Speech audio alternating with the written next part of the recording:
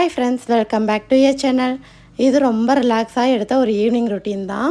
Monday பார்த்தீங்கன்னா எங்கள் ஊரில் எல்லாமே மழை. இப்போ ரீசெண்டாக எல்லா ஊர்லேயுமே கொஞ்சமாவது மழை பெஞ்சிருக்கும். ரொம்ப நல்ல மழையெல்லாம் இல்லை, சும்மா லைட்டாக பெஞ்சிட்டு போச்சு. அதுக்கே பார்த்தீங்கன்னா கொஞ்சம் நல்லா கூலிங்காக இருந்துச்சு. மழை வர மாதிரி இருந்தங்காட்டியே இன்றைக்கி நைட்டு டின்னருக்கு சப்பாத்தி செய்யலான்னு சொல்லி டிசைட் பண்ணியாச்சு. எப்போ கிச்சனுக்குள்ளே வந்தாலுமே லைட்டாக ஒரு சின்னதாக க்ளீன் பண்ணிடுவேன். எப்போவுமே சாப்பாடு குழம்பு எல்லாமே அங்கங்கே சிந்தி இருக்கும். சமைக்கிறதுக்கு முன்னாடி அதெல்லாமே கொஞ்சம் தொடச்சி விட்டுட்டோம்னா நமக்கு கொஞ்சம் செய்யறதுக்கு ஈஸியாக இருக்கும், பார்க்கவுமே நீட்டாக இருக்கும். கிச்சனோட கவுண்டர் டாப் பார்த்தீங்கன்னா கடப்பாக்கல் தான். அதை டெக்கர் பண்ணுறதுக்காக நான் ஃபஸ்ட்டு ஸ்டிக்கர் ஒட்ட ஆரம்பிக்கல. இந்த வீடு பெயிண்ட் பண்ணும்போது கடப்பாக்கல்லுக்கும் கருப்பு கலர் பெயிண்ட் அடித்து விட்டுட்டாங்க.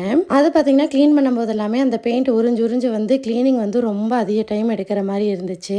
அங்கங்கே அந்த பெயிண்ட் போய் செவுத்துல கீழே எல்லாமே ஒட்டிட்டு அந்த இடத்துலேருந்து வராது. அது மாதிரி இருக்கும்போது எனக்கு ரொம்ப ரிஸ்க்காக இருந்துச்சு. சரி, அதுக்காக ஸ்டிக்கர் வாங்கி ஒட்டி விட்டுலாம் தான் இந்த மாதிரி ஸ்டிக்கர் வாங்கி ஒட்டினேன். ஒட்டியுமே கிட்டத்தட்ட 4 மாதம் ஆச்சு. அப்போல்லாமே டேமேஜ் ஆகலை. இப்போ பார்த்தீங்கன்னா குக்கரை கன்சிஸ்டன்சியாக ஒரே இடத்துல இறக்கி வைக்கும்போது இந்த சூடு பட்டு அப்படியே லைட்டாக உருக ஆரம்பிச்சிருச்சு.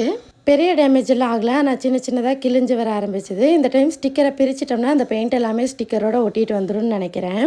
க்ளீன் பண்ணி முடிச்சுட்டு கையோட சப்பாத்தி மாவுமே பிசைஞ்சு வச்சுட்டேன். சப்பாத்தி மாவுக்கு நான் பெருசாக சப்பாத்தி சுடும்போது எண்ணெய் சேர்க்க மாட்டேன். மாவு பிணையும் போது மட்டும் ஒரு 2 ஸ்பூன் எண்ணெய் சேர்த்துக்குவேன். அதுக்கப்புறம் நார்மலாக பிசைஞ்சு ஒரு 10 நிமிஷம் ஊற வச்சிடலாம். அதுக்குள்ளே குருமாக்கு ரெடி பண்ண ஆரம்பிச்சாச்சு. தாத்தா ஆத்தாலாம் பார்த்தீங்கன்னா சப்பாத்தி கொஞ்சம் மென்று சாப்பிட முடியாது. அவங்களுக்கெல்லாம் தனியாக தோசை சுட்டுக்குவேன். அதனால எல்லாத்துக்குமே ஆப்ட் ஆகிற மாதிரி குழம்பு வச்சிட்டோம்னா நமக்கும் வேலை சீக்கிரம் முடிஞ்சிடும். அதனால ஃபஸ்ட்டு உருளைக்கிழங்க வேக போட்டேன். அது இந்த மாதிரி கீரல் போட்டு வேக போட்டோம்னா நமக்கு அதை தொளிக்கிறதுக்கு ரொம்ப ஈஸியாக இருக்கும். அதை தாளிக்கிறதுக்காக ஃபஸ்ட்டு ஒரு 4 தக்காளியை தனியாக அடித்து எடுத்து வச்சுக்கிட்டேன். கூடவே சோம்பு, பட்டை, கிராம்பு, தேங்காய், மிளகா, வறுகல்ல, கருகாப்பில் இதையுமே கொஞ்சமாக தண்ணி சேர்த்து அரைச்சி நம்ம அந்த தக்காளி கூடையே பேஸ்ட் மாதிரி ஊற்றி வச்சுக்கலாம்.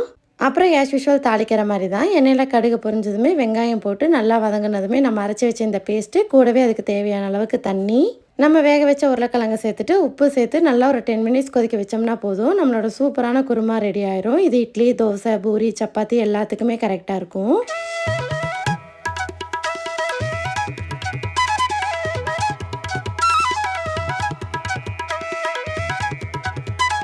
ஒரு சைடு பார்த்தீங்கன்னா குருமா நல்லா வெந்துருச்சு. அதை இறக்கி வச்சுட்டு அடுத்தது பார்த்தீங்கன்னா சப்பாத்திக்கு அப்படியே உருட்ட ஆரம்பிச்சிட்டேன். எப்போவுமே அந்த தொடுமாவை தனியாக இந்த மாதிரி பிளாஸ்டிக் டப்பாவில் போட்டு வச்சுருவேன். அது நமக்கு தேய்க்கும் போது ரொம்ப ஈஸியாக இருக்கும். நம்ம ஒரு கப்லையெல்லாம் போட்டு வச்சிட்டோம்னா அது எக்ஸ்ட்ரா ஆயிடுச்சுன்னா வேஸ்ட்டாக போயிடும். இது மாதிரி போட்டு வச்சிட்டோம்னா எக்ஸ்ட்ரா ஆனாலும் பிரச்சனை இல்லை. நம்ம கையிலையும் அதிகமாக தொட வேண்டியதில்லை, சிம்பிளாக தேய்ச்சிடலாம். நான் பூரியே தேய்ச்சாலும் மாவு வச்சு தான் அதிகமாக தேய்ப்பேன். எங்கள் வீட்டில் பார்த்தீங்கன்னா பூரி சுடுறதே ரேராக இருக்கும். எண்ணெய் அதிகமாக குடிக்குங்கிறதால நான் அதிகமாக சப்பாத்தி மட்டும்தான் செய்வேன்.